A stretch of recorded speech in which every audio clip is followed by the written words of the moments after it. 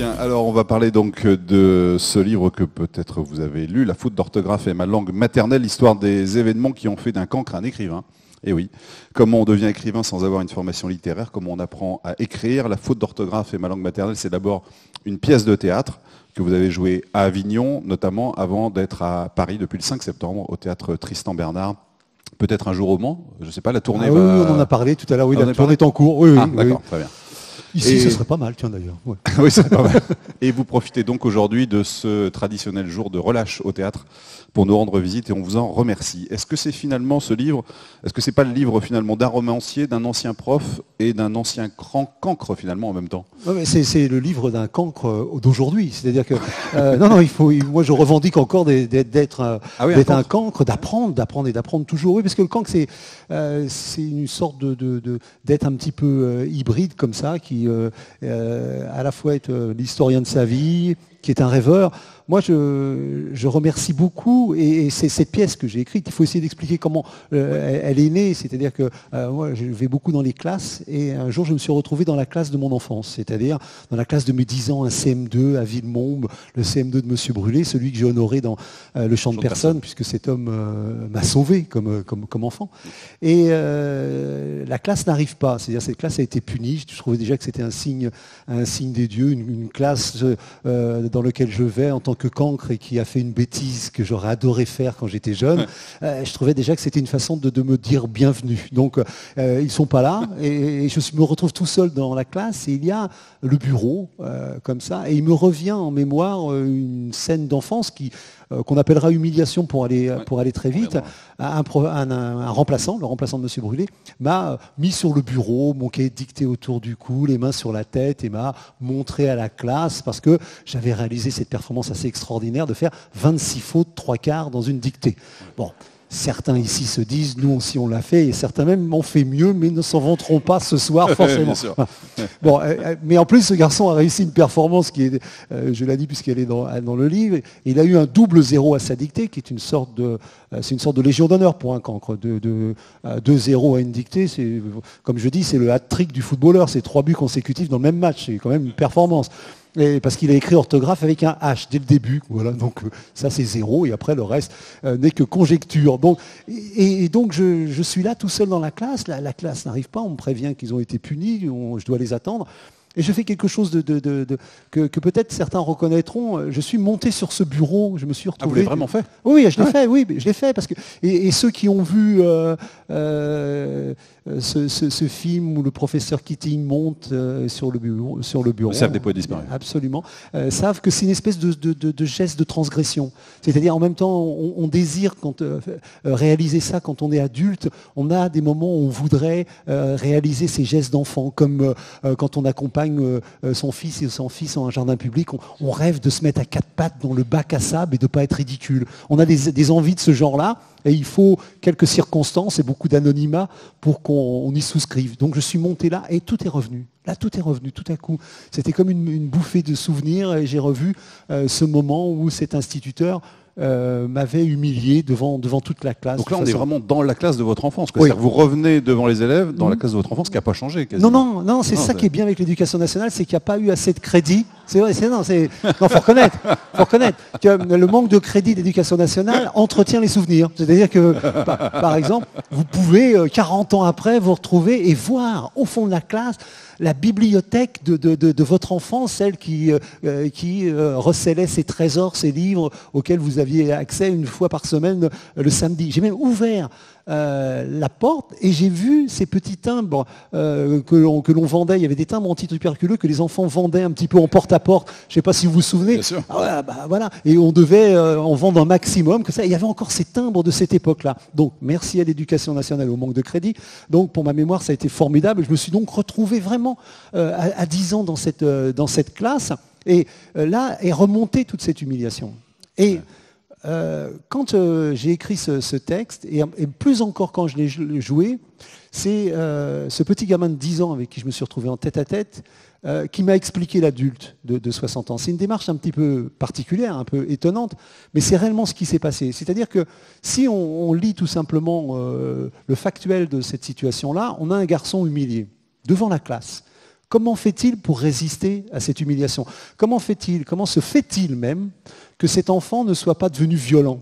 Pourquoi n'a-t-il pas pris en grippe, j'allais dire, la société, le monde ou la personne qui l'avait humilié? Et toute l'histoire du livre est celle-là. Comment ce gamin a réussi, j'allais dire, en temps réel, pour ceux qui sont, j'allais dire, qui connaissent bien la notion de résilience que Boris Cyrulnik a rendu populaire, ce gosse a une espèce de capacité de résilience en temps réel. C'est-à-dire que ce qui m'émerveille, c'est que ce gosse, face à des humiliations comme celle-là, face à quelques brutalités d'adultes, réussit à configurer ça, à transformer ça en quelque chose de quasiment positif.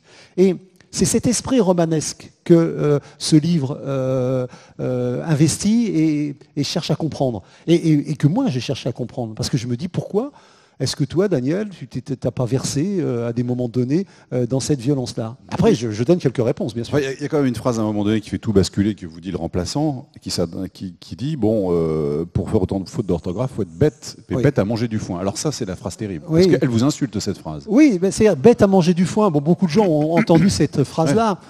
Cette phrase-là, pour le gamin, c'est une phrase ridicule. Bon, c'est-à-dire, jamais dans ma tête, un instituteur ou qui que ce soit ne réussira à me faire croire que je suis bête à manger du foin. Pour moi, c'est une formule qui est très loin. Mais il oublie quelque chose que parfois les enseignants oublient, c'est que les enfants qu'on a en face de nous ne sont pas des bébés éprouvettes. Ils ont un papa et une maman. Ouais. Et en l'occurrence, moi, ma maman faisait énormément de fautes d'orthographe. Mais c'était considérable.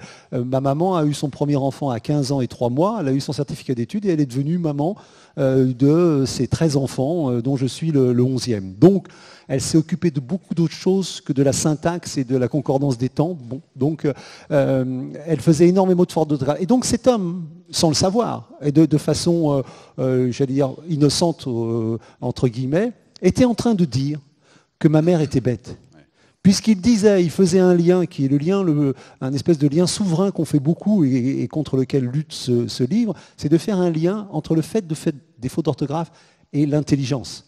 C'est ce qui, j'allais dire, rôde autour de la tête d'énormément d'enfants et encore peut-être même d'adultes, puisque beaucoup d'adultes que nous sommes devenus ici ont eu cette espèce de fatalité qui leur est tombée un jour sur la tête. On a fait un lien entre le fait qu'ils faiient des fautes d'orthographe. La dysorthographie, c'est rien d'autre que de la non-maîtrise d'orthographe. Voilà. Ça devrait être. Ça devrait être, mais on est aussi dans un pays dans lequel l'orthographe a un statut, j'allais dire, assez exceptionnel, qu'on peut revendiquer et que je comprends et qu'on peut même... C'est un sujet émotionnel, quoi. Oui, c'est pas seulement émotionnel. Non, si c'était qu'émotionnel, encore une fois, moi, ça m'aurait... Mais moi, je suis un petit gamin, un fils d'ouvrier, et j'avais le sentiment que la faute d'orthographe était le moyen de me mettre la main sur la tête pour me faire baisser la nuque. C'est-à-dire que c'était pour moi l'espèce d'expression de la puissance de ceux qui savaient sur ceux qui ne savaient pas. Et ceux qui ne savaient pas, c'était nous. Donc j'avais tout de suite cette espèce de rapport, aujourd'hui on dirait presque un rapport de classe, mais c'est plus sophistiqué que ça. C'est des gens savent, et au lieu de savoir pour vous élever, ils savent pour vous rabaisser. Et ça, c'est quelque chose qui est d'une énorme violence quand on est enfant. Et moi, c'est pour ça que j'ai une vénération pour le savoir, pour ceux qui savent, et ceux qui entraînent les autres. C'est-à-dire que moi, j'ai une image que j'utilise très très souvent et j'essaie d'expliquer ça aussi à mes élèves, c'est l'histoire du lièvre. Dans la vie, ce que j'aime chez les gens, c'est quand ils sont des lièvres. Qu'est-ce que c'est un lièvre pour tous ceux qui ont fait de l'athlétisme ou qui ont vu des tentatives de record d'athlétisme à la télévision? Il y a des gars qui sont payés pour vous faire courir plus vite. Bon. Et c'est alors absolument un mystère, mais un homme tout seul ne peut pas courir aussi vite que quand il y a quelqu'un devant lui.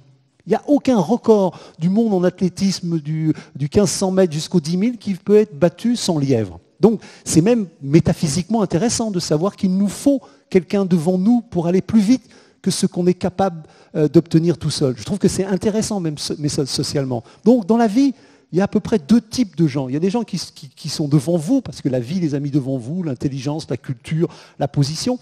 Et ces gens-là sont devant vous, mais vous traînent. Vous attirent, vous entraînent et vous font aller plus vite.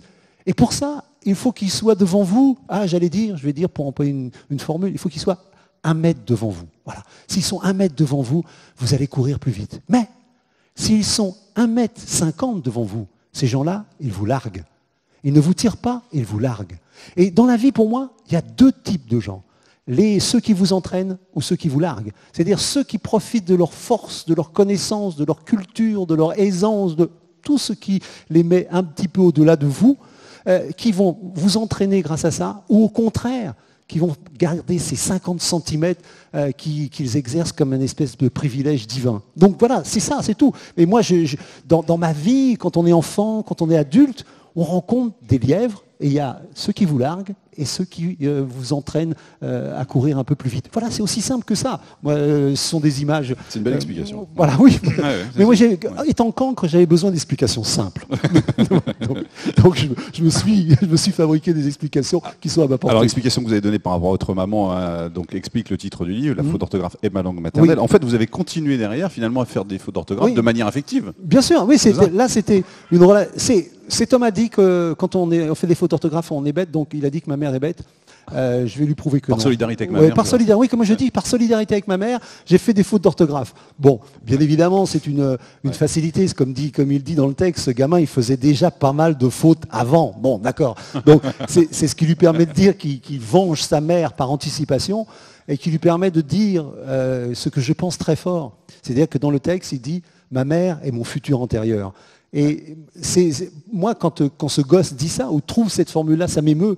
Parce que dire de sa mère qu'elle est son futur antérieur, c'est pour moi la plus belle des définitions qu'on puisse donner d'une mère. Elle est votre futur parce qu'elle vient antérieurement de vous. Voilà, c'est aussi simple que ça aussi. Voilà, c'est-à-dire que ce futur antérieur qui est un temps auquel je ne comprends rien. Soyons clairs. Moi, je l'utilise uniquement comme pour cette métaphore-là, mais futur antérieur, quand j'étais gosse, pour moi, c'était Star Trek, quoi. Comment on peut être dans le futur avant?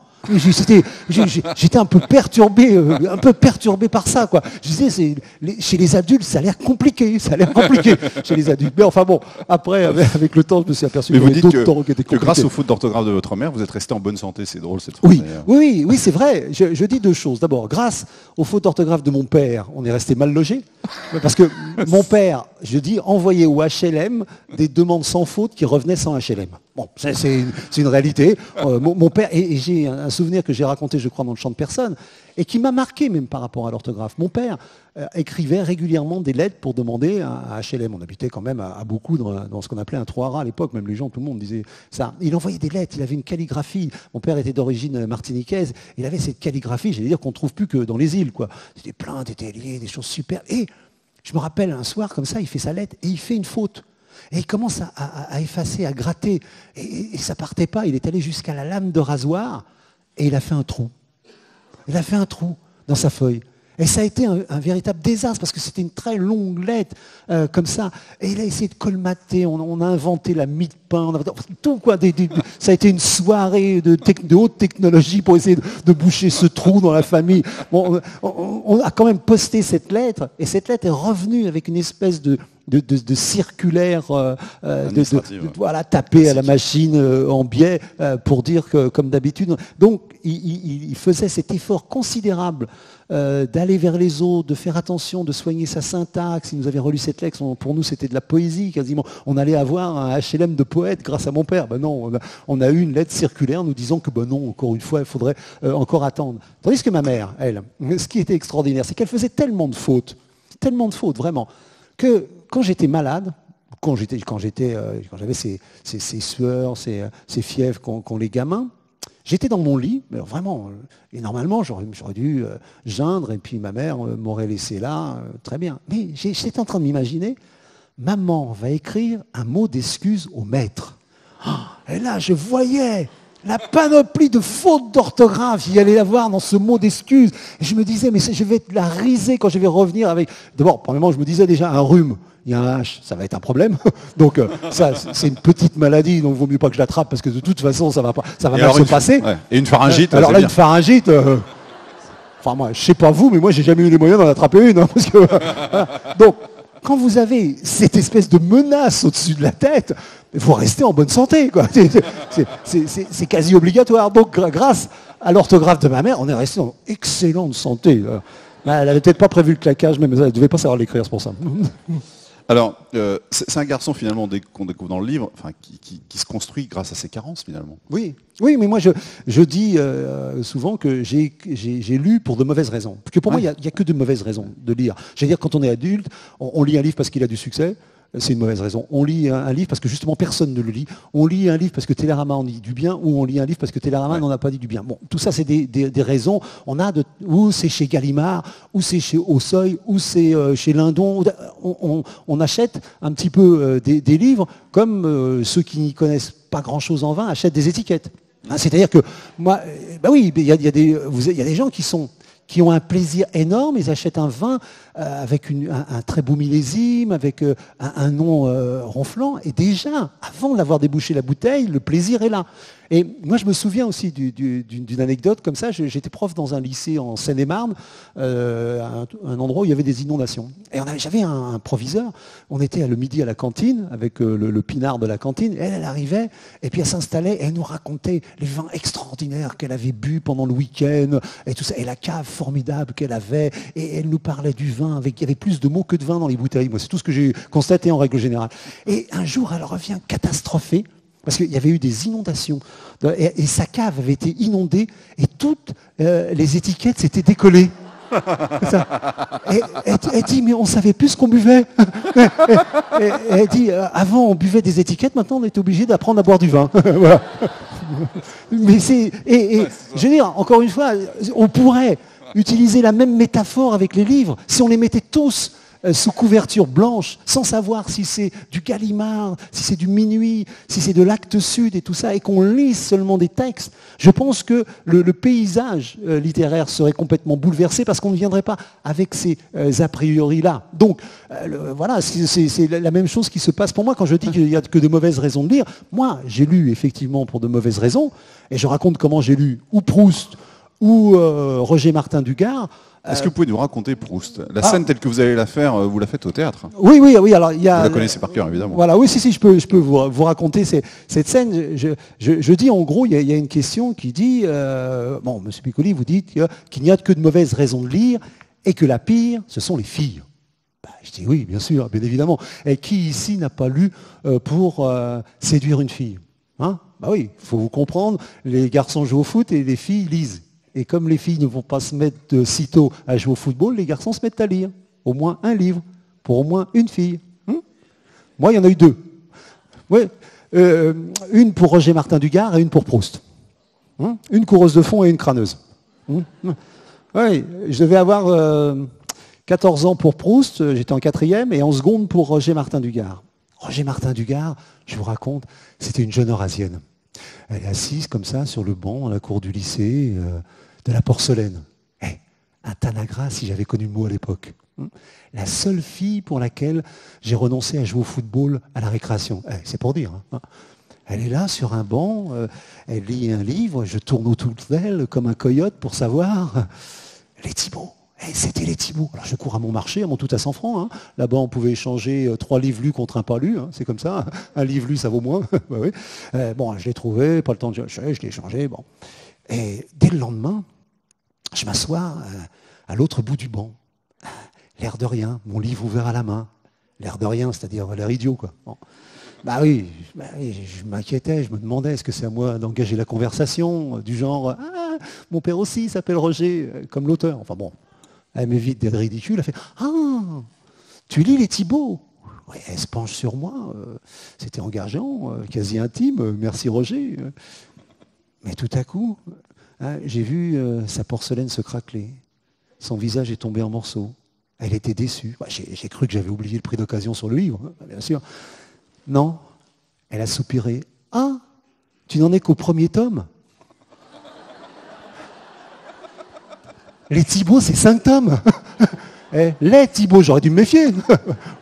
Il allait falloir que je lise 2000 pages pour séduire cette fille. Je suis un sprinter, moi, elle, c'est un marathon. Hein, j'ai arrêté des premiers kilomètres. Mais je peux continuer avec Proust, si vous voulez. Oui, Proust, c'est une belle histoire. Alors Proust, c'est autre chose. Proust, je devais avoir 14 ans. Bon, à cet âge-là, pour moi, Proust, c'est une marque de billard. Hein. C'est-à-dire, mon père y joue et moi, je collectionne les fausses queues. Bon. Je n'entrais dans une librairie que pour acheter des maquettes d'avions LR au 1,72e. Je les suspendais au plafond de ma chambre avec des fils à pêche. Mes Serre-Schmitt, mes Stuka, mes Fokker. Ma mère s'entêtait, elle les époussetait avec son torchon. Elle en abattait encore plus que la DC anglaise. Ce jour-là, j'entrais dans la librairie pour acheter un Spitfire MK9. Et j'ai rencontré Proust. Ouais. Tout ça à cause d'une petite crâneuse avec des Anglaises, le genre fatiguée d'être belle, comme ça. Bon, elle fait la queue devant moi à la librairie. Bon, elle est pas mal, elle a mon âge. Elle sent bon l'eau de Cologne. Et pas de Monoprix, quoi. Bon, elle fait comme si j'étais transparent. Bon, moi, je planque ma maquette dans mon dos et je regarde. Et là, elle pose son livre sur la caisse. Et la caissière la regarde. Et c'est là que tout se déclenche. La caissière pousse un cri. Proust! Mes tympans explosent là dans la cabine vitrée de la librairie. La caissière vient d'être remplacée par un commentateur de football brésilien. Et o Mastrado, Bazin, Troyat, Cesbron. Alors je traduis. Là-bas, la Bazin, Bazin, Cesbron, Cesbron, Troyat, Troyat, Saint-Exupéry sur l'aile. Détourne et contourne Gaston Leroux, centre au cordeau vers Proust, démarqué du côté de chez Swann, tête de Proust, Camus est battu, but, Lucarne, but de Proust. Oh, tu lis Proust, jeune fille, à ton âge. Oh, mais c'est formidable. Proust, c'est si difficile. Oui, c'est vrai, Proust est un auteur très très difficile, mais notre professeur nous a dit que nous étions une très très très bonne classe et qu'on pouvait le lire, nous. Et je prends ce nous pour moi, aussitôt je rapporte ma maquette et je l'échange contre un Proust. Hein. Au hasard, le plus mince. Le temps retrouvé. J'ai donc commencé Proust par la fin. Bon, j'attends ma minute de gloire à la caisse, la caissière me regarde, je me prépare à l'explosion, il reste dans la librairie assez de monde pour un triomphe romain, et c'est là que la caissière prononce ces mots inoubliables. 1 franc 70, suivant. J'ai été vexé. Volé. Je croyais que le cri était vendu avec Proust, moi. Bon. Je rentre chez moi, immédiatement je monte dans mon cerisier avec Proust et je commence à le lire. Tranquillement. J'ai failli tomber de l'arbre. Je ne comprenais rien. On m'avait menti. Proust était un auteur étranger. Je passais plus de temps dans le dictionnaire que dans le livre. Ces phrases n'en finissaient pas de finir. Moi, j'étais asphyxié au monoxyde de Proust. Rencontrer un point chez Proust, c'est plus difficile que trouver un trèfle à 4 feuilles. Ouais, j'étais furieux, moi, ce Proust-là. Il me rendait imbécile, il me rendait même idiot. J'allais le rapporter. Madame, allons, je l'ai presque pas lu. L'histoire est toute neuve. Non ? Je voulais le jeter, mais je peux vous faire la pièce toute entière. Hein. Bravo.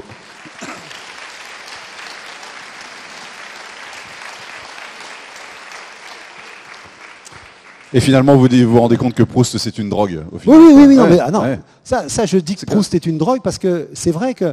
Mais c'est pour répondre à des questions que tout ce livre, c'est la réponse.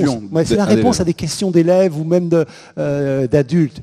Par exemple, pour se dire Proust est une drogue, c'est répondre à la question qui parfois paralyse beaucoup de ceux qui veulent écrire. Beaucoup de gens veulent écrire. Moi, j'espère que tout le monde écrit, parce que si je suis un propagandiste de la lecture, je suis encore plus un propagandiste de l'écriture. Parce que je dis toujours, l'écriture, ça agrandit la vie. Ça agrandit la vie.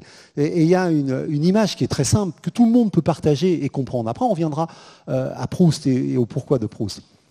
Chacun ici a chez lui, dans son environnement professionnel ou amical, quelqu'un qui a toujours quelque chose à raconter chaque jour. Celui à qui il arrive toujours un truc, qui a une anecdote, une histoire, celui qui casse les clés, la porte se claque, il a rencontré un tel, tu ne me croiras pas. Tu vas pas me croire. Et on le croit. Parce qu'à chaque fois, il vous raconte une histoire, et vous le racontez. Avec cette clé cassée, il va vous tenir un quart d'heure à la machine à café, sans problème. Parce qu'il s'est raconté une histoire. Et à la fin, vous vous dites, attendez, il y a un problème là. Ce type-là, il lui arrive toujours quelque chose, et à moi, jamais rien. J'ai pas de vie. Lui, il a une vraie vie. Il se passe des choses. Non, il n'a pas de vie. Il n'a pas plus de vie. Il a une seule différence. Il sait raconter des histoires. C'est-à-dire qu'il sait faire d'un rien une histoire. Il sait vous passionner, il vous tête les yeux, vous le regardez. Il est là, il occupe tout l'espace, tout simplement parce qu'il sait raconter quelque chose de rien.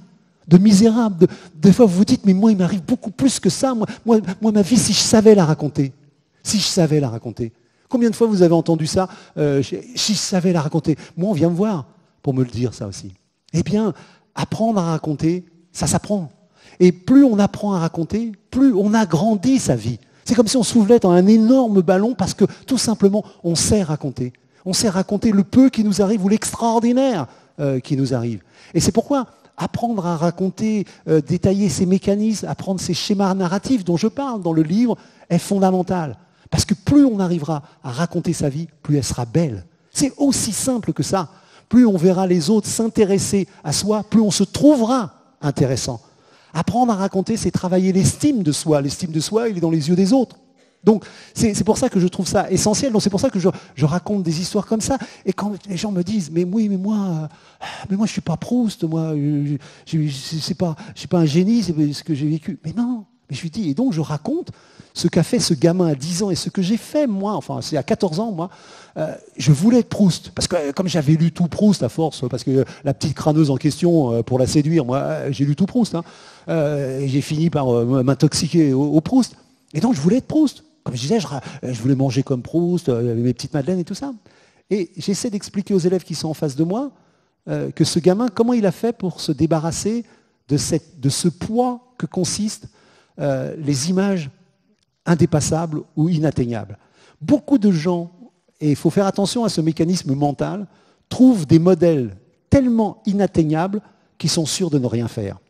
Il faut des fois s'interroger, il faut même se suspecter de vouloir être Proust parce qu'on est sûr qu'on ne le sera pas et ça nous évitera de faire l'effort pour être nous, qui est un boulot terrible et qui est le plus gros des boulots. Parce que le jour où vous avez décidé que vous n'êtes pas Proust, que vous ne serez pas Proust, que vous ne serez pas Flaubert, que vous ne serez pas, vous vous dites, et si j'étais Daniel Piccoli? Ça va être du boulot. Ça va être du boulot. Parce que là, vous êtes confronté à un mot grossier que j'emploie souvent dans les élèves, qui est le travail. Qui va être de travailler sur soi pour devenir ce que l'on est. D'être, il y a un thème que j'emploie dans le texte, qui est faire avec sa somptueuse médiocrité. C'est pas joli ça? Ben oui, c'est nous, c'est tout nous, tout le monde se reconnaît, même moi premier. Mais bien sûr, parce que qu'est-ce qui est le plus, j'allais dire, paralysant? C'est la quête d'absolu, c'est cet adolescent qui est en nous et qui veut tout, de façon pure et intégrale. Voilà.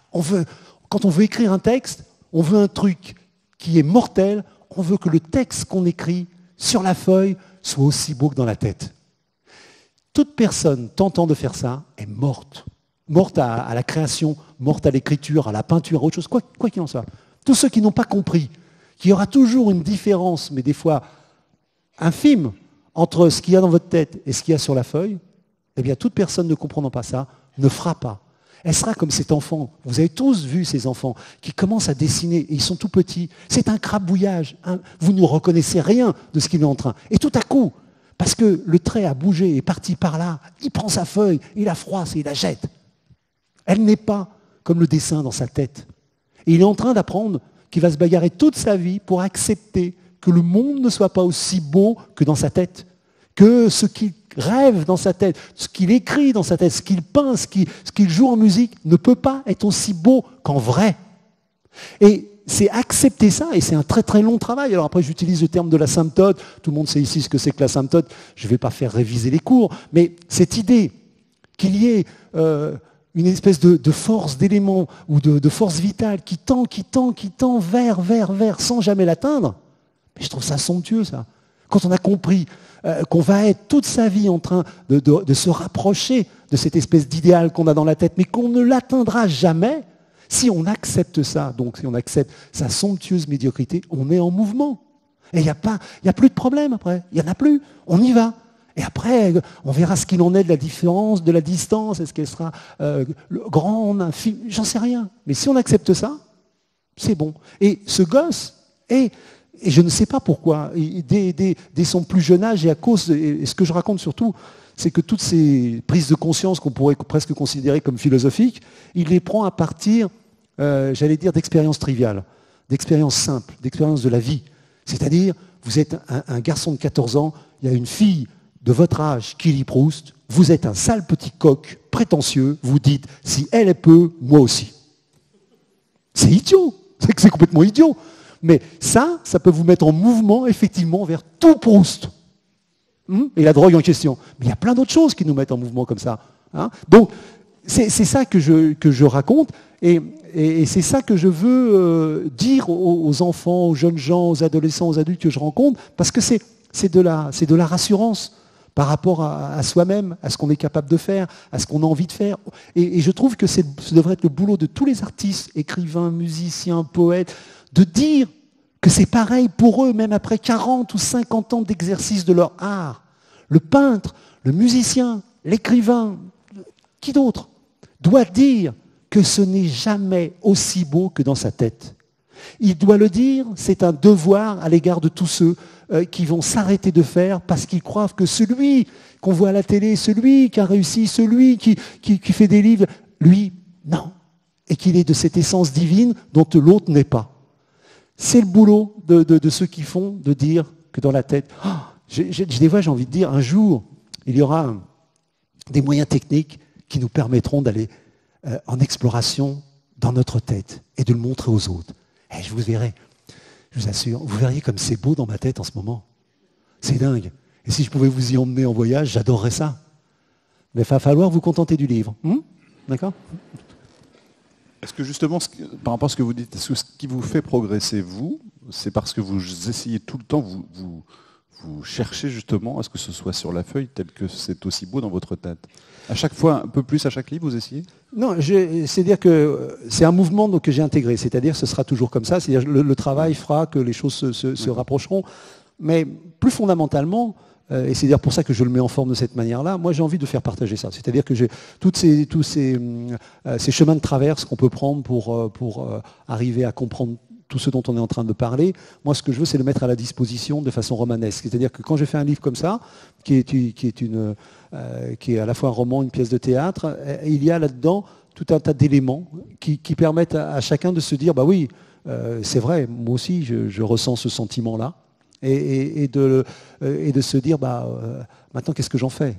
Donc, moi, je reste toujours avec ce qu'on peut appeler soit la pédagogie pour être restrictif ou de la transmission, si on veut être un peu plus noble. Parce que l'important, c'est pas que cette expérience-là, vous ayez réussi à en faire quelque chose. C'est de pouvoir la transmettre à d'autres. Parce que moi aussi, je dois beaucoup à tout ce que j'ai pu voir, regarder et digérer. C'est-à-dire, à partir de là, je trouve que c'est aussi de l'ordre du normal que de restituer tout ça, toutes ces chances-là aussi. Hein. Je lis juste la partie où justement vous répondez à la question que vous posez cet élève, justement pourquoi est-ce que c'est pas aussi beau que dans sa tête, et vous dites le soir quand on lit son texte c'est de la passion amoureuse, ce qu'on a écrit et ce qu'on voulait écrire sont au lit ensemble, deux corps mêlés en sueur, on ne fait plus de différence entre le désir du texte et le texte. Le lendemain matin, on tend la main et les draps sont froids. Il ne reste que le texte nu. Et maintenant, on doit le rhabiller. Il faut écrire en amant et relire en mari. C'est magnifique. Oui, il faut écrire en amant et relire en mari. C'est trop ça. Oui, c'est-à-dire que, si tout le monde, ceux qui écrivent, même c'est vrai qu'on a cette faculté extraordinaire d'être génial le soir. Vous avez remarqué ? Non, vous n'avez pas remarqué ? Si, oui, vous pouvez en parler entre vous, il n'y a pas de honte. Le soir, on relit son texte ou le document qu'on va faire ou qu'on va présenter le lendemain. Wow, c'est ouf. Que je lui ai dit, vous attendez à recevoir le Nobel par Chronopost, quoi. Voilà. Juste si ça sonne à la porte, vous allez chercher le Nobel, c'est sûr. Bon. Et curieusement, le lendemain matin, vous relisez ça. C'est nul. Mais c'est nul ce que j'ai fait. Mais c'est nul. Et vous êtes en train de faire une espèce de travail d'introspection pour savoir qu'est-ce qui s'est passé pendant la nuit. Qui est venu vous voler votre génie, quoi, en douce, quoi. Voilà. Et c'est là qu'il faut arriver à bien comprendre, parce que ça, c'est des douleurs, des vraies douleurs. Ça peut être des vraies douleurs. On peut en rigoler, parce que ça peut être sur des choses à minima, mais si vous êtes régulièrement génial le soir et régulièrement nul, ça finit par sonner. Ça finit par sonner très fort, la tête. Bon. Donc, qu'est-ce qu'il faut arriver à comprendre ? C'est très simple, c'est des espèces de chimie de la création. C'est-à-dire que c'est impossible de démêler ce que l'on a envie de faire, ce qu'on désire faire, et ce que l'on fait au moment où on le fait. C'est impossible. C'est une espèce de fusion gazeuse, tout ça. C'est une passion amoureuse. Vous ne faites plus la différence entre ces deux corps qui sont ce que vous désirez faire et ce que vous faites réellement. Et ça, c'est quelque chose qui est très difficile à accepter parce qu'on sait que cet état gazeux, c'est celui aussi qui nous a permis de créer. Et c'est un état gazeux qu'on aime bien, c'est un état amoureux, c'est un état passionnel. Donc on l'aime cet état-là. Et on voudrait en avoir, j'allais dire, un peu de poudre d'or au matin quand on se réveille. On voudrait que cette passion-là se soit comme ça, disséminée en nous. Eh ben non. Eh ben non. Donc, et ça, à partir du moment où on l'a compris, on devient quelqu'un qui réussit ce travail que normalement on doit faire à deux ou à plusieurs, c'est d'être le propre regard extérieur de soi-même. Compliqué. C'est-à-dire lire son texte comme s'il n'était pas à vous. Je peux vous dire que c'est dans une grande mesure impossible. C'est impossible. Donc, vous vous retrouvez à être un être social qui a besoin d'un regard extérieur.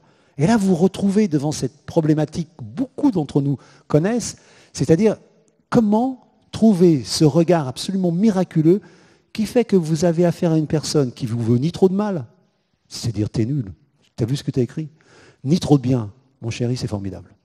C'est formidable ce que tu as fait.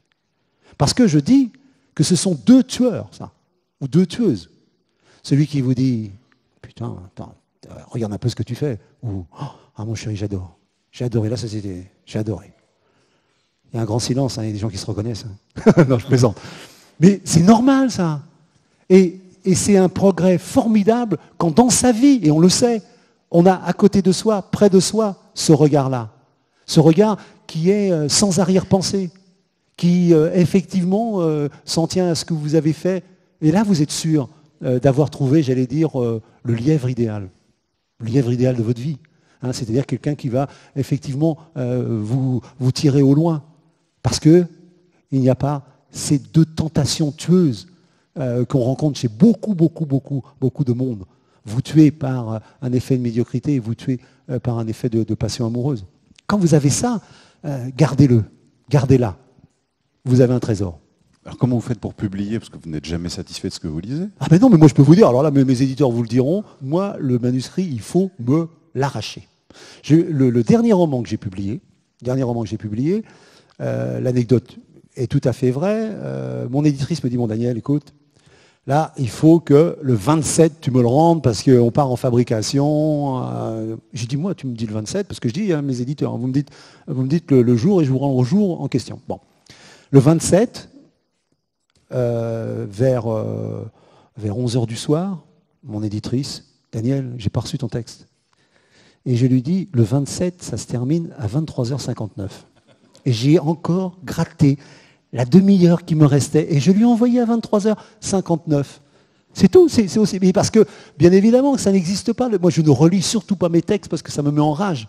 Mais c'est normal, ça. C'est normal.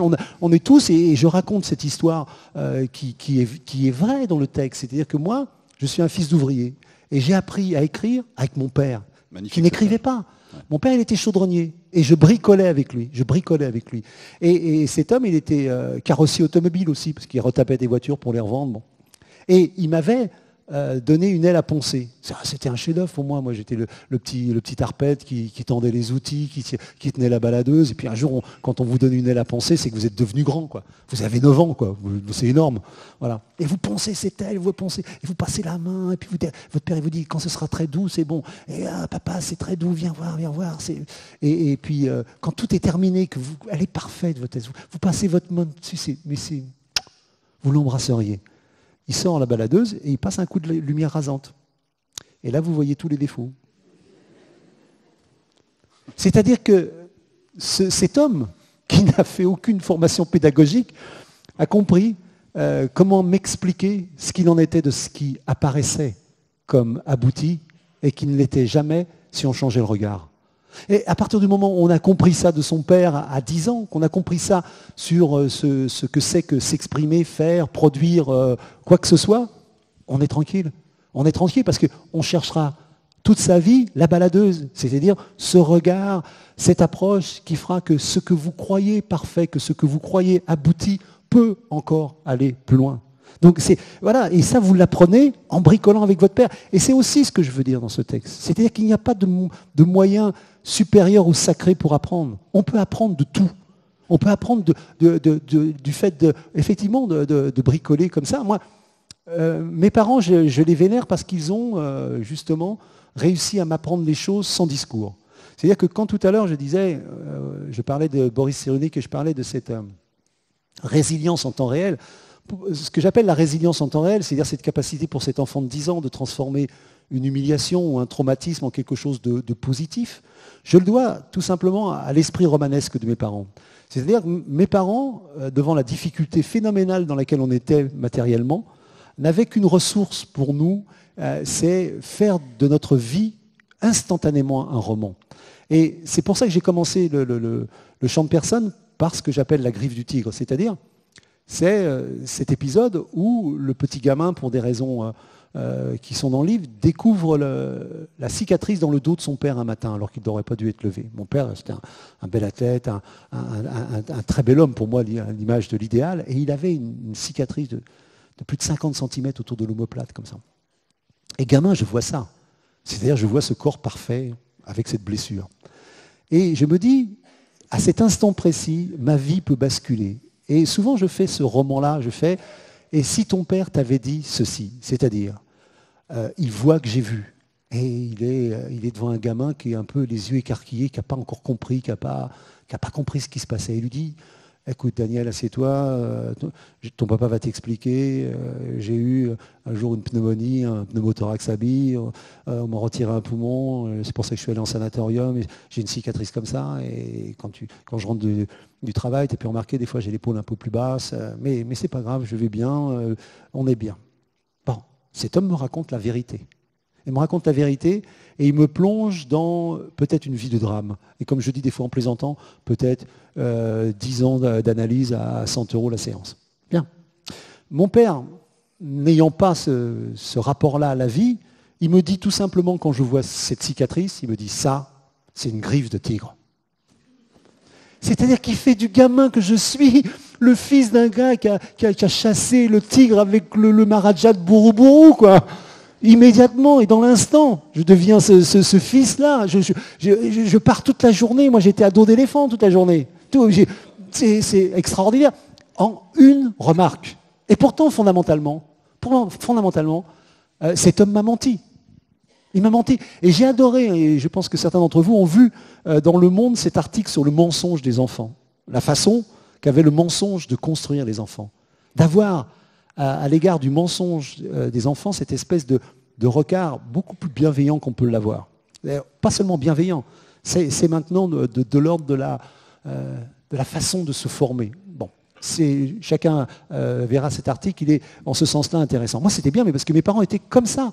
Ma mère, et comme j'avais une espèce de... J'avais la stéréophonie, moi, en matière romanesque. Il y avait mon père et il y avait ma mère. Et elle, ma mère, dans un exemple, c'est le soir, il arrivait que mon père n'ait pas assez retapé de voiture, pas fait assez d'heures supplémentaires, et donc les fins de mois étaient difficiles, il n'y avait pas la viande le soir, et on faisait un café au lait. C'est-à-dire, voilà, on réunissait le lait, le café, le pain un peu dur, on trempait ça, on mettait ça dans le ventre, on allait se coucher. Bon, voilà, c'était un de ces repas de fin de mois dont comme il a pu en arriver. Bon. Et il y a pareil. Deux solutions, où ma mère me fait ça, me fait ce coup à la Zola, les enfants, vous savez, c'était difficile, la voiture est tombée en panne, on n'a pas pu, votre père a beaucoup travaillé, mais on n'a pas assez, on n'a pas pu acheter la viande, donc on va ramasser tout le pain qu'on a, on va mettre ce qui nous reste de lait, de café, et puis on va se serrer, on va manger ça, on va avoir bien chaud, on va dormir et demain ça ira mieux. Rebelote pour les 10 ans à 100 €. Bon. Et ma mère, qu'est-ce qu'elle fait? Elle fait, les enfants, vous savez ce qu'on fait ce soir? Un café au lait. Ouais, super. Tout. La fête. C'est-à-dire, elle transforme ça. C'est la même chose, objectivement.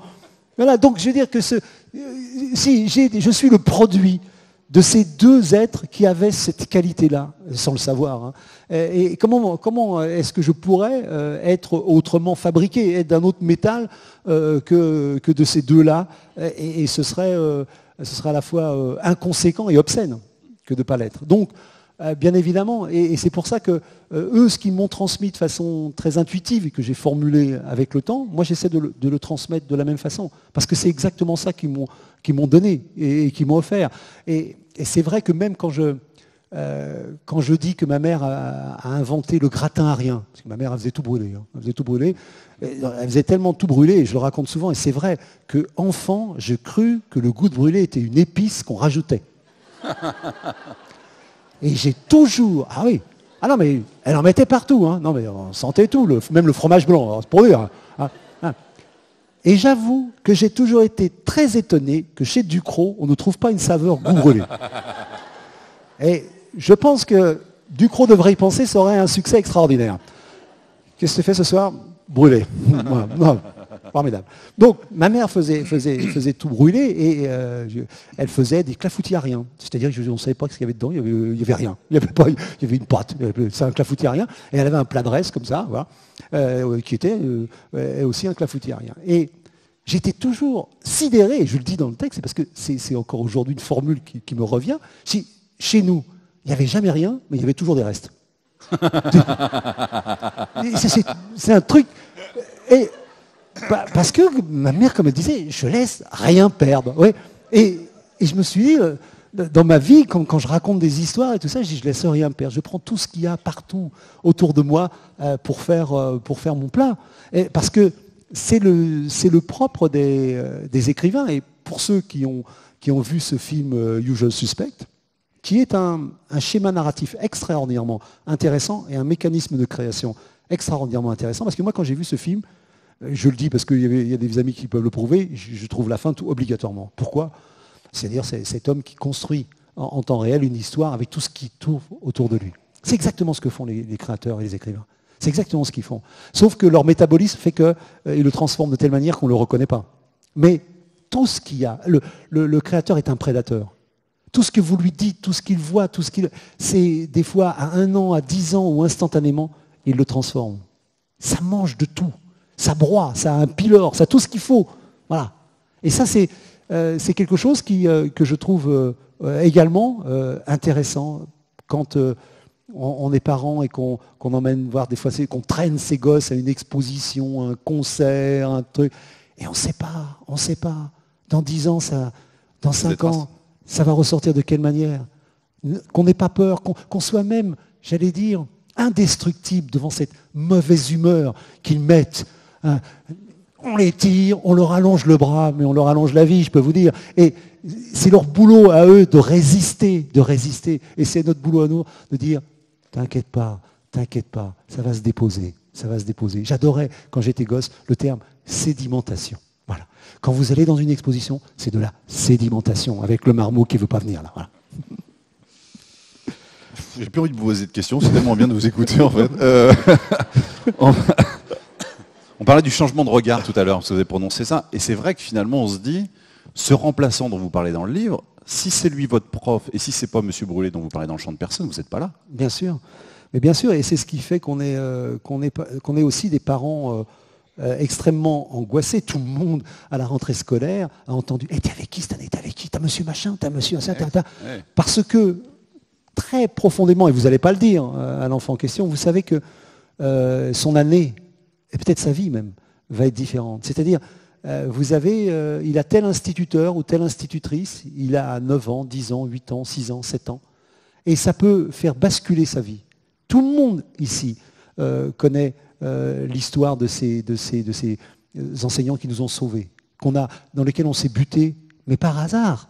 C'est-à-dire qu'à une distribution de services différente, on n'avait pas cet être qui a été essentiel pour vous, ou à une nomination. Bon, donc, et souvent, face à quelque chose d'essentiel comme l'éducation, on a une sorte de vertige à se dire que des destins peuvent être conditionnés à des rencontres de hasard. Mais pourtant, c'est la réalité. Et on essaie tous, en tant que parents, de limiter ce hasard-là. Mais c'est la réalité. Effectivement, si ce remplaçant avait été mon instituteur toute la vie, je n'écrirais pas le chant de personne, j'aurais peut-être jamais écrit, je brûlerais peut-être des voitures, j'en sais rien. Je n'en sais rien. Mais en tout cas, il est certain que c'est pas innocent pour moi d'avoir eu M. Brûlé comme instituteur. Et j'ai eu le bonheur avec Monsieur Brûlé, ses enfants sont venus voir la pièce, parce qu'on parle de lui bien sûr. Ses enfants sont venus voir la pièce. Madame Brûlé, sa femme, a eu la pièce et elle est décédée pendant que je jouais au théâtre et je lui ai dédié. Mais cette espèce de filiation comme ça, à travers cet homme à qui pour moi je dois tout. Et on pourrait dire mais vos parents, oui, bien sûr mes parents. Mais ce qui s'est passé à l'école, ce qui se passe à l'école, l'autorité de l'école ne peut être apportée que par les maîtres. Et là, j'ai eu cette chance d'avoir M. Brûlé, donc je le vénère, et tout le monde le sait qu'aujourd'hui, on est même dans une société où on a parfois tendance à être très sévère avec ce qui se passe à l'école. On est très sévère parce qu'on est très anxieux, on a peur, tout simplement. Et on se dit, et on espère tous que nos enfants se buteront dans ces flamboyances-là, que sont M. Brûlé et d'autres. C'est vrai que vous qui êtes fils d'ouvrier, on se dit qu'aujourd'hui, un fils d'ouvrier n'a sans doute pas la chance que vous avez eue. Pas avoir la même chance que vous avez eue. Non, mais ça, c'est clair et net. Moi, je suis un garçon, on en parlait tout à l'heure à la maison avec Louis, qui est notre garçon, 23 ans, Odile et moi, qui est le fils d'Odile. Et j'énumérais, il me dit, comment t'es arrivé Je dis, moi, je suis entré en 6e avec examen. J'ai eu mon certificat d'études directes, ça heureusement parce que je voulais un vélo, donc j'ai fait attention. Ça c'était important. Non, le certificat d'études était l'examen qui m'a le plus rendu anxieux. Parce que ça faisait 3 mois que j'allais devant la vitrine où il y avait mon vélo. Là. Un motobécane couleur flamme, je peux encore vous le décrire. Oui. Et d'ailleurs, c'est peut-être un de mes seuls regrets. Enfin, des regrets que j'ai à l'égard de mon père, parce que comme j'ai eu le certificat d'études, j'ai couru et je me suis planté devant la porte de mon immeuble et j'ai attendu que mon père rentre du travail. Je ne l'ai pas laissé descendre de la voiture et je l'ai emmené acheter le vélo. Et, tout de suite, immédiatement, acheter le vélo. Et pendant qu'il était en train de régler les problèmes, j'ai pris le vélo, je suis parti. Et je crois, et des fois j'ose me dire que c'est pas vrai, que je lui ai même pas dit merci. Mais bon, après, j'ai fait... C'est un dû pour vous, presque. Non, c'était pas un dû, c'était mon vélo depuis toujours. Et puis, je pouvais imaginer qu'il y avait un abruti qui avait eu aussi le Certo et qu'il voulait ce vélo. Il aurait pu arriver avant moi, à la boutique de chez Monsieur Dieu, en haut d'Orly, là-bas. Rien que cette idée-là, mais qu'un gars, pendant des années, se promène dans ma cité exprès avec mon vélo, celui que j'aurais dû avoir. Là, on peut devenir méchant, monsieur. Là, on peut devenir méchant. Non. Donc, je disais, tous ces examens, je les ai eus, j'ai mon BEPC à l'oral, mais bien sûr, et que j'ai passé un examen pour entrer en seconde, et que c'est vrai que j'étais en 3e et qu'on avait, à cette époque-là, à l'égard des ouvriers, des fils d'ouvriers, on avait en même temps une démarche qu'on peut aujourd'hui considérer peut-être comme je dirais, protectrice. C'est-à-dire qu'en 3e, on passait devant un sergent recruteur, qui était celui qui était le conseiller d'orientation. Il venait et il vous disait, c'est là, c'est là, c'est là, c'est là. Bon, c'est-à-dire que moi j'arrivais avec mon livret scolaire et je me suis retrouvé en face d'un gars qui a lu mon livret scolaire. Il m'a dit, qu'est-ce qu'ils font tes parents ? Mon père il est chaudronnier, formeur, P3 Maxi. Ma mère elle avait allongé la carte de visite de mon père. Mon père il était chaudronnier. Elle ajoutait chaudronnier, P3 Maxi, tout métaux. Et il fallait qu'on mette ça sur tous les documents à l'école. Parce que ma mère était tellement... Ah oui, mon père était chaudronnier, P3, ici, tout métaux. Voilà. Bon. Donc, je lui dis ça, le gars, il coche la crase, ouvrier. Bon. Il dit, vous êtes combien ? Moi, je suis 11e de 13. Le gars, il cherche sa case, il ne trouve pas. Il met une croix. Non, autre. Et il me pose cette question qui m'a toujours... elle fait quoi, ta mère ? Je sais pas, c'est ma mère. Et il coche la croix sans profession. Non. Il dit alors, qu'est-ce que tu veux faire, Qu'est-ce que tu veux faire, putain ? Moi, je vais faire des lettres. Voilà, je voudrais continuer en lettres. Voilà. Il fait, oui. Il regarde mon livret, il fait, écoute, je vais te proposer des choix plus en rapport peut-être avec ton livret scolaire. Construction métallique ou comptabilité ? C'est ce qu'on m'a proposé en 3e. Construction métallique, j'en voulais pas parce que mon père était chaudronnier. Construction métallique, pour moi, c'était des gars qui se baladaient sur des poutrelles. Donc c'était des saltimbanques. Hors de question. J'ai choisi comptabilité uniquement parce que je connaissais un mot qui me plaisait beaucoup, qui était cahier à tracer journal. Je trouvais ça très joli. Cahier à tracer journal. Je ne sais pas pourquoi, je ne savais même pas ce que c'était. Donc j'ai pris comptabilité. Et me voilà embarqué dans un lycée technique à faire de la comptabilité parce qu'il y avait un gars en face de moi qui ne trouvait pas la bonne case. C'est tout. Et c'était la réalité. Et en même temps, je me dis, quand je lui ai dit que je voulais faire des lettres, il m'a dit, mais tu sais, les lettres, c'est des études, ça mène qu'à être professeur. Mais il ne se rendait pas compte. Mais moi, être professeur dans mon milieu, c'était un chef-d'œuvre, un aboutissement, c'était quelque chose d'extraordinaire, bien évidemment. Mais à cette époque-là, et on avait peut-être raison, on essayait de faire peut-être descendre des gosses qui étaient un petit peu rêveurs vers des réalités et surtout faire en sorte qu'ils aient un métier, qui gagnent leur vie. Car c'était vrai que quand on avait un diplôme de comptabilité ou quand on avait un CAP, tout le monde avait un CAP chez moi, dans ma famille, on avait du travail, on gagnait son pain, comme on disait, et on pouvait vivre correctement. Et donc, j'ai fait de la comptabilité. Bon, après, je suis allé en droit à SAS, parce que mai 68 a été organisé spécialement pour mes 20 ans. Peu de gens le savent, mais il faut quand même le rappeler régulièrement, parce que voilà. Donc, il y a eu une espèce de grande distraction au mois de mai. Donc, j'étais en fac de droit à l'époque, rue d'Assas. Autant vous dire que j'étais pas tellement couleur locale là-bas, d'ailleurs. Mais enfin bon, disons que c'était un peu compliqué. Mais bon, ça se passe. Après, je fais Dauphine. Voilà, licence, maîtrise, tout se passe bien. Je suis en doctorat et j'arrête mon doctorat parce que mon père décède. Bien.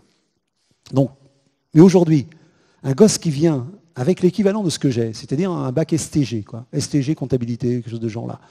Il va à SAS, content tout, puisque Piccoli lui a dit qu'il était à SAS, il va à SAS, mais le portail sonne. On le met dehors. Je suis allé à la Réunion, pour lui, on est allé à la Réunion à la journée porte ouverte à Assas. Ils vous disent, si vous n'avez pas un bac S, ça va être difficile. Ça va être difficile. Un bac S pour faire du droit à Assas. Tout simplement parce qu'on a oublié de dire au monde entier, dont les parents, que les facultés sont un concours dont seulement 50% passera de la première à la deuxième année. Voilà. Donc, on est aujourd'hui, et quand je regarde dans les chiffres officiels et que je vois que depuis 40 ans, le pourcentage de fils d'ouvriers à l'université baisse, ça me crève le cœur. Parce que ce n'est pas pour ça qu'on a travaillé, ce n'est pas pour ça que moi je suis devenu prof ou que beaucoup de gens ont travaillé. Donc, cet itinéraire-là, aujourd'hui, ne peut même pas être présenté. Il y a une époque, on pouvait le présenter, disons, comme quelque chose de rejoignable. Mais aujourd'hui, c'est une escroquerie de le dire. Donc, voilà, c'est ainsi. Et c'est ça qui, pour moi, est le plus douloureux, c'est que des petits mômes comme moi qui ont cet itinéraire un peu bousculé, qui a priori ne paraissent pas très conformes, ne puissent pas, avec le temps, avoir leur chance de montrer ce qu'ils peuvent être et ce qu'ils peuvent apporter aux autres. Parce que quand j'étais gamin, il y avait un rêve, je faisais un rêve que faisait mon père. Mon père rêvait, et c'est assez aujourd'hui, ça m'émeut de le dire, mon père rêvait de payer des impôts. Il rêvait de payer des impôts. Il avait 13 gosses. Il avait une paye de chaudronnier. Bien sûr qu'il ne payait pas d'impôts. Bien sûr qu'il ne payait pas d'impôts. Et c'est assez logique. Et on avait les allocations familiales, les choses de ce genre. Mais mon père était meurtri de choses comme... Moi, quand j'étais à l'école, tout ça, je l'ai vécu très bien. Il y avait les payants, les demi-gratuits et les gratuits à la cantine. Ça peut exister encore aujourd'hui, j'ai été moniteur et ça existe. Et je me souviens, nous les gratuits, on rentrait les derniers. Et je me souviens toujours que quand j'étais gosse, je rêvais d'avoir du hachis parmentier chaud. Parce que entrer le dernier, c'était ne pas avoir le hachis parmentier chaud. Mais c'était avoir tous les céleris rémoulades que les copains n'avaient pas voulu. Parce que personne ne mangeait du céleri rémoulade à cette époque. Moi, si. Et j'avais une tablée de céleri rémoulade ou de betterave en salade. Je me suis coiffré en étant gratuit, monsieur. Voilà. Et je dis ça maintenant parce que la vie a fait et que je paye beaucoup d'impôts et des fois on est un petit peu comme ça. Et je les dois. Et je les dois, ces impôts.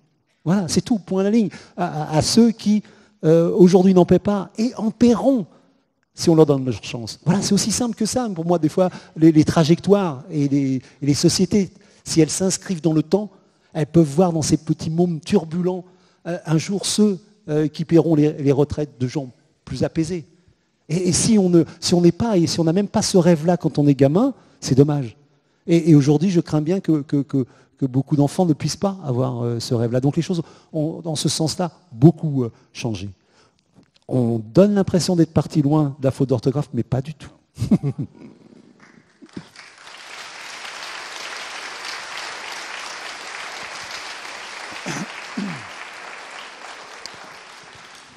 On va parler un peu de théâtre quelques minutes. Quand je vous entends depuis tout à l'heure, vous êtes un conteur absolument incroyable. Vous avez d'ailleurs lu vos livres plusieurs fois, mais quand on est sur scène, c'est quand même un exercice totalement différent. C'est-à-dire qu'il faut faire l'acteur. Et c'est un autre métier.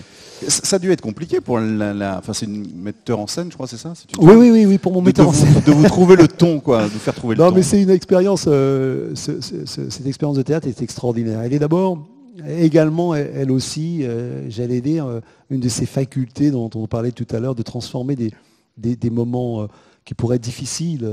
C'est-à-dire que moi, jouer au théâtre est né le soir où on m'a annoncé qu'on arrêtait Café Picouli, sans raison particulière autre que de changer la grille de programme. Bien. C'était une émission que j'aimais beaucoup, que beaucoup de gens aimaient.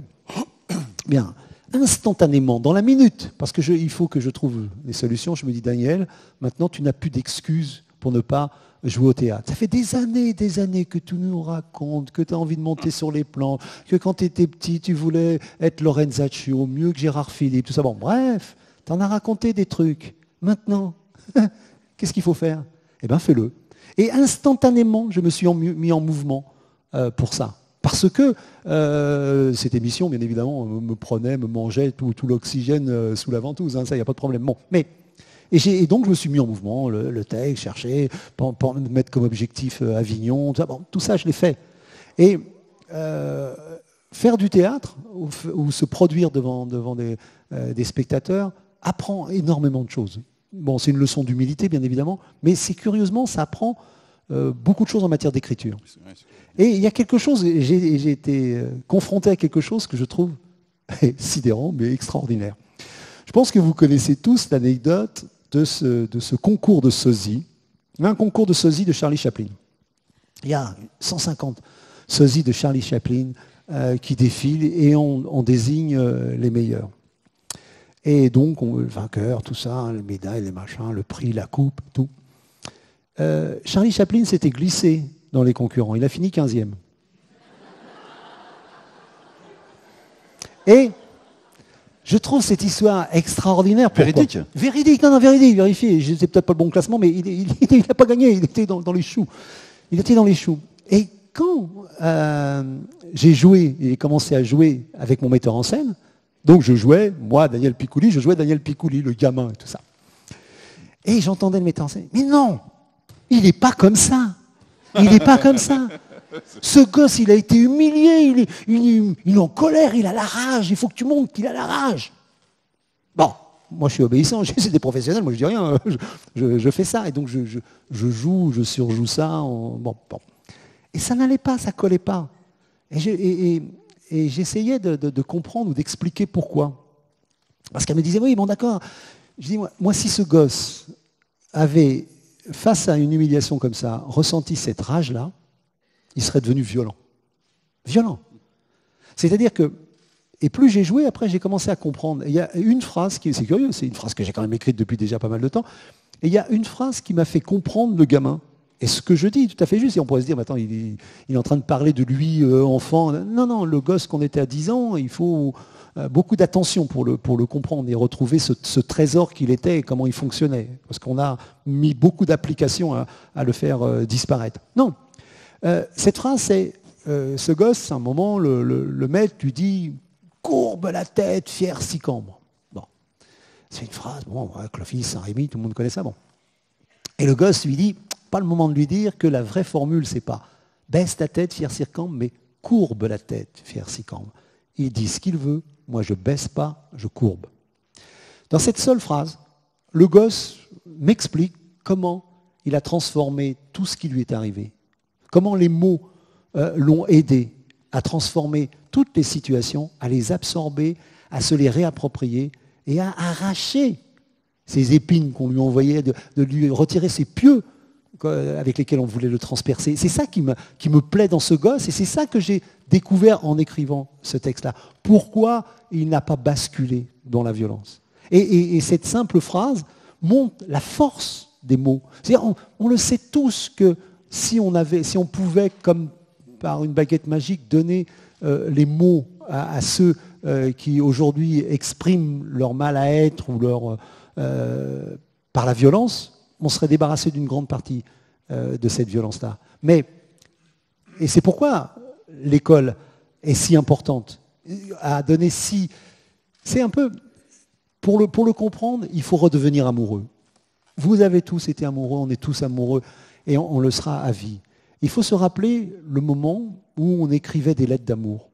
On écrivait des lettres d'amour, et il a pu arriver ici, à certains, cette espèce de douleur suprême que moi j'ai vécue, donc je peux en parler très simplement, c'est vous envoyer une lettre d'amour qui est forgée de sincérité, d'émotion, d'emphase, de poésie, que vous avez piqué ici ou là, bon, enfin peu importe, enfin voilà, il faut bien un petit peu emprunter. Et vous envoyez ces lettres-là à celle, bon. Et puis, cette lettre revient et vous la voyez arriver comme une réponse, vous avez le cœur qui bat, vous vous mettez à l'écart parce que le monde ne doit pas simplement voir une seule réaction sur votre visage, vous êtes là dans un coin, vous l'ouvrez et curieusement, ça ressemble beaucoup à ce que vous avez écrit pour la bonne raison que c'est votre lettre, mais seulement elle est corrigée en rouge des fautes d'orthographe. C'est dur, non? Eh bien, c'est cette image-là que j'ai et que j'utilise aussi dans le texte, c'est-à-dire cette image de ces sentiments purs qui sont corrigés par les autres au rouge.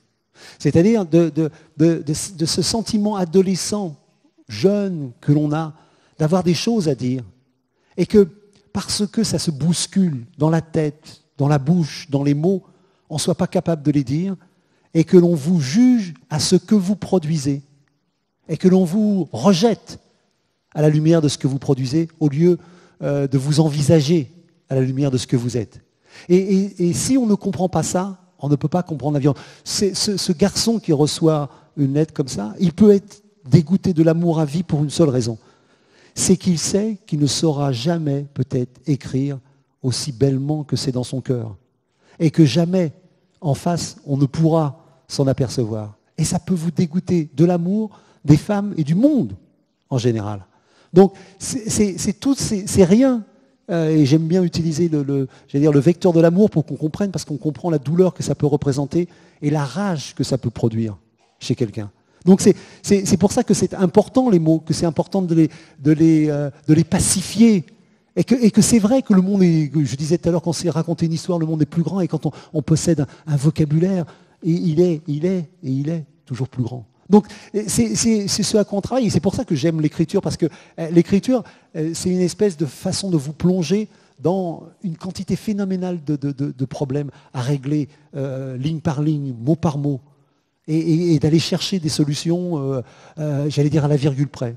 Et ça, c'est formidable. C'est pour ça que je suis un grand propagandiste de l'écriture. Et des fois, quand je vois une assemblée comme la vôtre, je dis, on va faire atelier d'écriture. Allez, on va commencer par la littérature. Moi, j'ai commencé par les policiers. Je dis, voilà, on va s'enfermer et puis on va apprendre à écrire. Bon, alors vous avez dit, ouais, non, mais bon, on ne sait pas. Mais si, je vous assure. Vous savez ce qu'on va faire? On va faire un petit meurtre entre nous. Un truc sympa, quoi. On fait un petit meurtre. Hein. Vous allez voir. C'est-à-dire que moi, les ateliers d'écriture, c'était ça. Vous allez voir. Je ne sais pas écrire. Bon. Pensez à la personne que vous aimez le moins. Imaginez comment vous allez la tuer de la façon la plus horrible. Et dernière étape de votre projet d'écriture, je ne me fais pas prendre. Eh bien, je vous assure, on distribuerait des feuilles, on ferme les portes parce qu'il ne faut quand même pas que tout le monde nous voit, et on se met à écrire. Vous allez être étonné de votre talent. Ouais. Vous allez être étonné de votre capacité comme ça à choisir, à éliminer et à ne pas vous faire prendre. Je vous laisse à votre silence.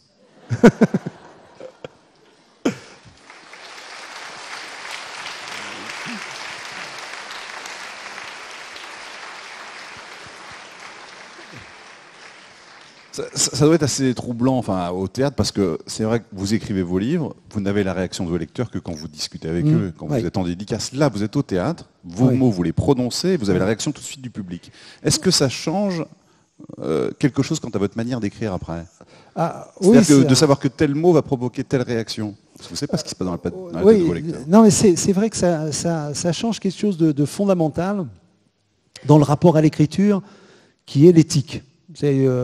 Écrire, c'est mettre en mots une éthique personnelle. Qu'est-ce que c'est l'éthique personnelle? C'est ce à quoi on s'autorise quand on écrit. Ce à quoi on s'autorise. C'est-à-dire, moi j'ai des règles très simples. Au début j'écrivais comme si ma maman pouvait lire mes livres.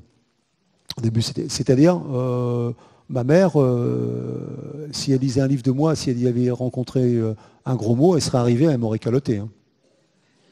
Direct. Elle ne serait pas dit c'est de la littérature, Daniel s'exprime dans le cadre d'un... Non, bing. C'est tout. C'est tout. Et quand j'écris encore aujourd'hui, j'essaie de ne pas prendre de calotte, quoi. Ah oui. Non, c'est-à-dire, ce que j'appelle l'éthique, c'est-à-dire tout ce que vous vous interdisez de ce que vous pouvez considérer comme des facilités. Violence, sexe, bon, mais d'une manière que j'appelle, moi, triviale. Donc, et le théâtre vous confronte à ça.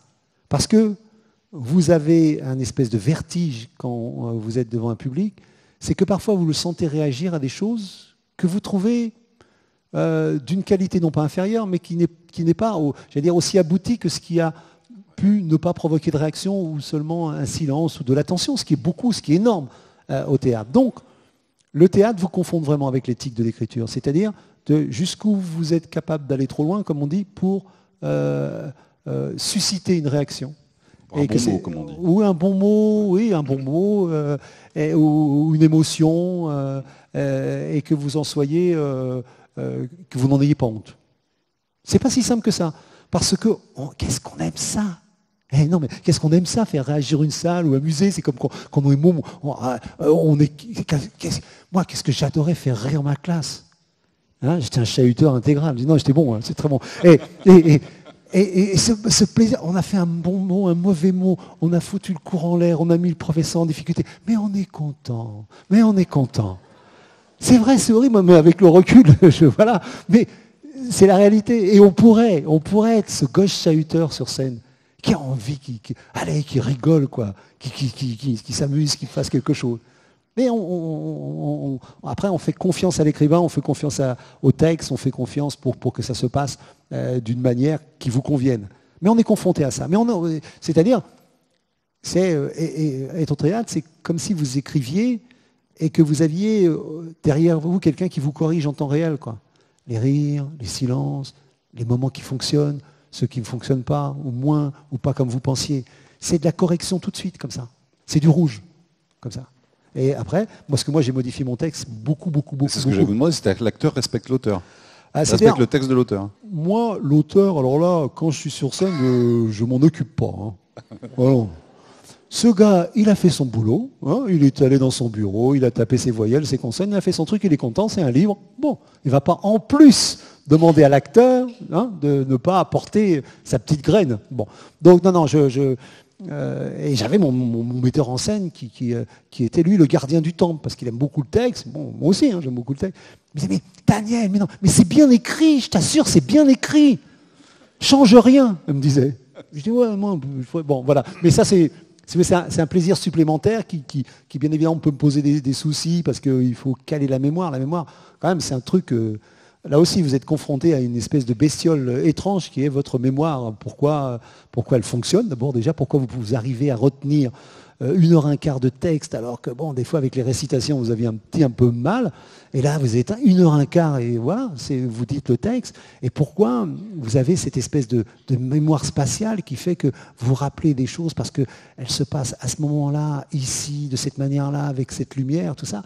Vous avez une espèce d'introspection, une espèce d'entrée dans votre cerveau, dans votre fonctionnement, qui est assez extraordinaire parce que la mémoire, c'est quand même quelque chose d'étrange. Donc cette bestiole-là, j'essaie de la pacifier, je suis gentil avec elle, je répète régulièrement, parce que moi, elle m'a juste fait une fois un court-circuit pendant une représentation, genre, ah, tu croyais que là, elle m'a coupé la lumière, flamme dans la tête, comme ça. Ah, je vous assure, tout à coup, vous avez comme une espèce de tsunami doublé d'un tremblement de terre, le théâtre s'effondre, ça s'éteint partout, les gens disparaissent, deviennent liquides, tout ça, et vous êtes là, et puis il faut... rattraper, vous trouvez un truc dur, vous accrochez, vous repartez, et vous lui dites, bon, d'accord, j'ai compris. Voilà, la bestiole en question, quoi. Donc vous mettez en danger, mais vous aimez ça? Ah oui, non, cet exercice-là? Sinon, vous ne montez pas sur scène, vous ne faites pas ça. Moi, je pourrais être tranquille à écrire, et puis je pourrais être tranquille encore plus dans quelque chose que j'adore, qui est très... C'est une lecture. Vous mettez une table ici, On met la salle dans le noir, une petite table, une petite lumière, le texte, et je lis. Et il y a presque instantanément une espèce de mise en majesté du texte, de l'auteur, de la voix. Mais là, il n'y a pas de danger. Il y a une mise en majesté. Le théâtre, c'est une mise en danger. C'est-à-dire que là, on a décidé de bouger avec son corps, on a décidé de faire avec sa mémoire, de faire avec le public. Et c'est très difficile pour un écrivain de ne pas se tartiner ces espèces de Nutella de plaisir que représente une lecture devant une assemblée dans le noir et vous, la petite lampe, seulement sur le texte. Ça, c'est bon. Il faut s'en priver parce que ce qu'on trouve sur scène avec la mise en danger, c'est encore mieux que le Nutella. Non, c'est dingue. Hein, et c'est pas taxé en plus. Oui. Bien, est-ce que vous avez des questions pour Daniel Piccoli? Parce que si vous n'avez pas de questions, moi j'ai des réponses. Hein. J'imagine. On entendrait bien encore. Pas exception ce soir. Vous dites dans le livre, vous le dites dans le livre d'ailleurs, il y a le classique, la première est toujours difficile. La première question est toujours difficile. Oui, c'est vrai. Oui, alors je le dis dans le livre, je vous le dis à vous. Oui. Voilà. La première question est toujours très difficile à poser. Commençons par la deuxième. Qui a une deuxième question à poser? Non plus. Bon, on aura tenté tout. Hein. En tout cas, on a passé un moment formidable, extraordinaire, qui restera un grand moment en tout cas de vos chapitres avec vous ce soir. Merci beaucoup. Merci à vous beaucoup. Merci beaucoup.